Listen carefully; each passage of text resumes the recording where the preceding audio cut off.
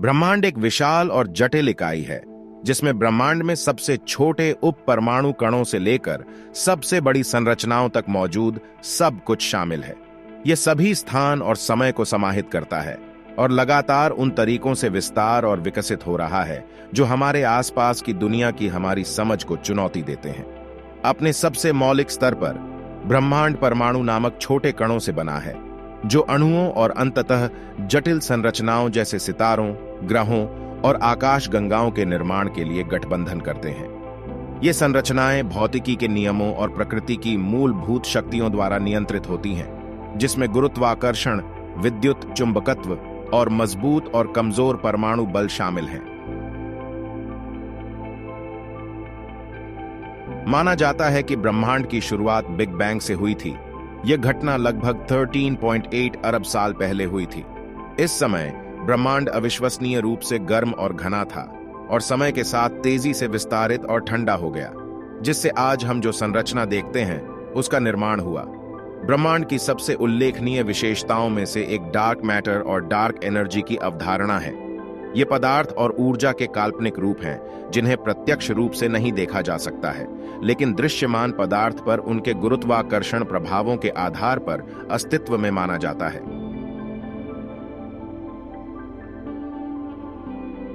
Dark matter को ब्रह्मांड में विशाल बहुमत बनाने के लिए माना जाता है, जबकि डार्क एनर्जी को ब्रह्मांड के त्वरित विस्तार के लिए जिम्मेदार माना जाता है। ब्रह्मांड विभिन्न प्रकार की घटनाओं का भी घर है जो वैज्ञानिकों को साजिश और चुनौती देते रहते हैं। ब्लैक होल, उदाहरण के लिए, अंतरिक्ष के अविश्वसनीय रूप से घने क्षेत्र हैं जहां गुरुत्वाकर्षण इतना मजबूत है कि कुछ भी नहीं बच सकता। माना जाता है कि वे बड़े पैमाने पर सितारों के पतन से बनते हैं और आकाश गंगाओं के विकास में महत्वपूर्ण भूमिका निभाते हैं।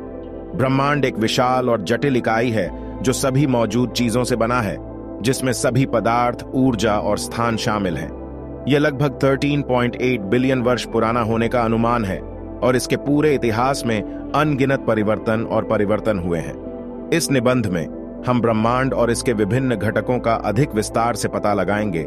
छोटे कणों से लेकर सबसे बड़ी ब्रह्मांडीय संरचनाओं तक सब कुछ करीब से देखेंगे।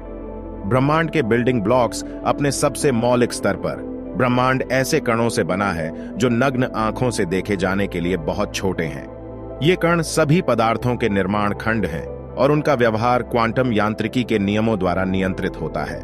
सबसे प्रसिद्ध कण प्रोटॉन, न्यूट्रॉन और इलेक्ट्रॉन हैं जो परमाणु बनाते हैं, लेकिन ऐसे कई और कण हैं जो इन मूल घटकों से परे मौजूद हैं। कण भौतिकी में सबसे महत्वपूर्ण अवधारणाओं में से एक मानक मॉडल है। सभी ज्ञात कणों के व्यवहार और एक दूसरे के साथ उनकी बातचीत का वर्णन करता है। स्टैंडर्ड मॉडल के अनुसार सभी पदार्थ 6 प्रकार के क्वार्क, 6 प्रकार के लेप्टॉन और 4 प्रकार के बलवाहक कणों से बने होते हैं जिन्हें बोसॉन कहा जाता है। ये कण मिलकर परमाणुओं का निर्माण करते हैं जो बदले में अणुओं का निर्माण करते हैं, और इसी तरह मानक मॉडल से परे ऐसे कई सैद्धांतिक कण भी हैं जिन्हें अभी तक देखा जाना बाकी है, जैसे डार्क मैटर और डार्क एनर्जी। माना जाता है कि ये कण ब्रह्मांड के अधिकांश द्रव्यमान और ऊर्जा का निर्माण करते हैं, लेकिन वे हमारे लिए अदृश्य हैं क्योंकि वे प्रकाश या विद्युत चुंबकीय विकिरण के अन्य रूपों से संपर्क नहीं करते हैं। ब्रह्मांड का विकास, ब्रह्मांड स्थिर नहीं है, बल्कि इसके पूरे इतिहास में महत्वपूर्ण परिवर्तन हुए हैं। ब्रह्मांड के विकास के वर्तमान प्रचलित सिद्धांत को बिग बैंग सिद्धांत के रूप में जाना जाता है, जो मानता है कि ब्रह्मांड अनंत घनत्व और तापमान के एक बिंदु के रूप में शुरू हुआ, जिसे विलक्षणता के रूप में जाना जाता है। बिग बैंग थ्योरी के अनुसार ब्रह्मांड ने तेजी से विस्तार करना शुरू किया, जिसे मुद्रास्फीति के रूप में जाना जाता है, जो 1 सेकंड के 1 अंश तक चलता रहा। लेकिन ब्रह्मांड के बाद के विकास पर इसका गहरा प्रभाव पड़ा। जैसे जैसे ब्रह्मांड का विस्तार होता गया, यह ठंडा होता गया और पहले कण बनने लगे। समय के साथ ये कण मिलकर परमाणु बनाते हैं और पहले तारे और आकाश गंगाएं आकार लेने लगीं।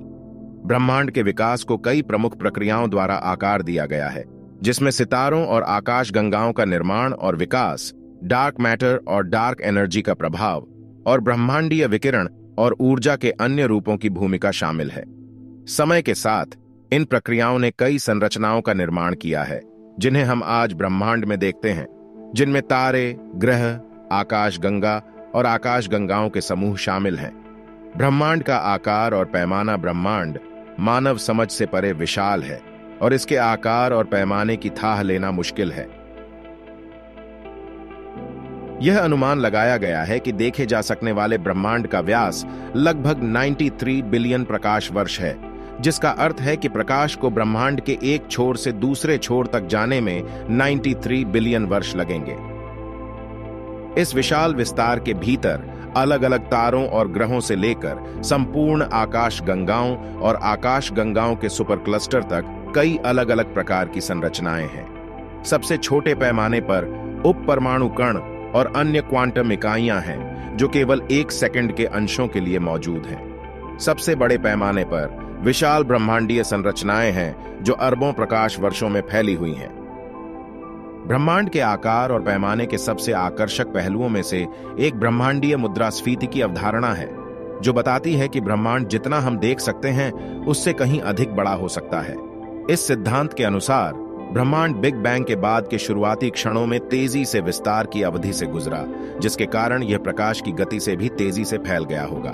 इसका मतलब यह है कि ब्रह्मांड के ऐसे हिस्से हो सकते हैं जिन्हें हम कभी नहीं देख सकते, क्योंकि वे भी हैं ब्रह्मांड के अन्य रहस्यों में डार्क मैटर और डार्क एनर्जी की प्रकृति, हमारे अपने से परे अन्य ब्रह्मांडों की संभावना और स्वयं ब्रह्मांड का अंतिम भाग्य शामिल है। इन अनुत्तरित प्रश्नों के बावजूद वैज्ञानिक ब्रह्मांड के रहस्यों को खोलने और हमारे आसपास की दुनिया की हमारी समझ को गहरा करने की उम्मीद में अधिक परिष्कृत उपकरणों और प्रौद्योगिकियों के साथ ब्रह्मांड का अध्ययन करना जारी रखते हैं। कुल मिलाकर ब्रह्मांड एक विशाल और आकर्षक इकाई है जो इसका अध्ययन करने वाले सभी लोगों में आश्चर्य और विस्मय को प्रेरित करता रहता है। इसके रहस्य और जटिलताएं दुनिया के बारे में हमारी समझ को चुनौती देती हैं, लेकिन अन्वेषण और खोज के अनंत अवसर भी प्रदान करती हैं। वैज्ञानिक प्रेक्षणों और मापों के अनुसार ब्रह्मांड का विस्तार हो रहा है। इसका मतलब यह है कि आकाश गंगाओं के समूहों और अन्य बड़ी संरचनाओं के बीच की दूरी समय के साथ बढ़ रही है। ब्रह्मांड के विस्तार की भविष्यवाणी सबसे पहले अल्बर्ट आइंस्टीन के सामान्य सापेक्षता के सिद्धांत द्वारा की गई थी और इसे विभिन्न खगोलीय प्रेक्षणों के माध्यम से देखा गया है। दूर की आकाश गंगाओं से प्रकाश के लाल विचलन का अध्ययन करके वैज्ञानिक ब्रह्मांड के विस्तार को मापने का एक तरीका है। जैसे जैसे ब्रह्मांड का विस्तार होता है, इन आकाश गंगाओं से प्रकाश फैलता जाता है, जिसके कारण यह स्पेक्ट्रम के लाल सिरे की ओर शिफ्ट हो जाता है। इस रेड शिफ्ट को मापकर वैज्ञानिक यह निर्धारित कर सकते हैं कि ब्रह्मांड कितनी तेजी से फैल रहा है। 1990 के दशक के अंत में दूर के सुपरनोवा के प्रेक्षणों ने इस बात के पुख्ता सबूत दिए कि ब्रह्मांड का विस्तार तेज हो रहा है। इस खोज को 2011 में भौतिकी में नोबेल पुरस्कार से सम्मानित किया गया था। वैज्ञानिक अभी भी डार्क एनर्जी की प्रकृति को पूरी तरह से नहीं समझ पाए हैं जो इस त्वरण का कारण बन रही है, लेकिन इसे अंतरिक्ष की संपत्ति माना जाता है। कुल मिलाकर ब्रह्मांड का विस्तार ब्रह्मांड की हमारी समझ का एक मूलभूत पहलू है और यह खगोल, भौतिकी और ब्रह्मांड विज्ञान में अनुसंधान का एक सक्रिय क्षेत्र बना हुआ है। ब्रह्मांड के बारे में हमारी समझ पर एल्बर्ट आइंस्टीन के काम का गहरा प्रभाव पड़ा। उनके सबसे महत्वपूर्ण योगदानों में से एक सामान्य सापेक्षता के सिद्धांत का विकास था, जो बड़े पैमाने पर गुरुत्वाकर्षण के व्यवहार और ब्रह्मांड की संरचना का वर्णन करता है। उनके सबसे महत्वपूर्ण योगदानों में से एक सामान्य सापेक्षता के सिद्धांत का विकास था, जो बड़े पैमाने पर गुरुत्वाकर्षण के व्यवहार और ब्रह्मांड की संरचना का वर्णन करता है। सामान्य सापेक्षता के अनुसार ब्रह्मांड एक 4 आयामी अंतरिक्ष समय का कपड़ा है जो बड़े पैमाने पर वस्तुओं की उपस्थिति से घुमावदार और विकृत हो सकता है। अंतरिक्ष समय की वक्रता वह है जिसे हम गुरुत्वाकर्षण के रूप में अनुभव करते हैं। आइंस्टीन ने यह भी प्रस्तावित किया कि प्रकाश की गति सभी संदर्भ फ्रेमों में स्थिर है, जिसका अर्थ है कि भौतिकी के नियम सभी पर्यवेक्षकों के लिए एक दूसरे के सापेक्ष स्थिर गति से चलते हैं। इसने प्रसिद्ध समीकरण EMC2 को जन्म दिया, जो द्रव्यमान और ऊर्जा की समानता को दर्शाता है। ब्रह्मांड की समग्र संरचना के संदर्भ में आइंस्टीन शुरू में एक स्थिर अपरिवर्तनीय ब्रह्मांड में विश्वास करते थे। हालांकि जब उन्होंने महसूस किया कि उनके समीकरणों ने भविष्यवाणी की है कि ब्रह्मांड को या तो विस्तार या अनुबंध करना चाहिए, तो उन्होंने अपने समीकरणों में एक शब्द जोड़ा जिसे ब्रह्मांड संबंधी स्थिरांक के रूप में जाना जाता है, एक स्थिर ब्रह्मांड की अनुमति देने के लिए। बाद में जब साक्ष्य ने दिखाया कि ब्रह्मांड वास्तव में विस्तार कर रहा था, आइंस्टीन ने ब्रह्मांड संबंधी स्थिरांक को अपनी सबसे बड़ी गलती कहा। कुल मिलाकर आइंस्टीन के काम ने ब्रह्मांड की हमारी आधुनिक समझ की नींव रखी और भौतिकी और खगोल विज्ञान में नई खोजों को प्रेरित करना जारी रखा।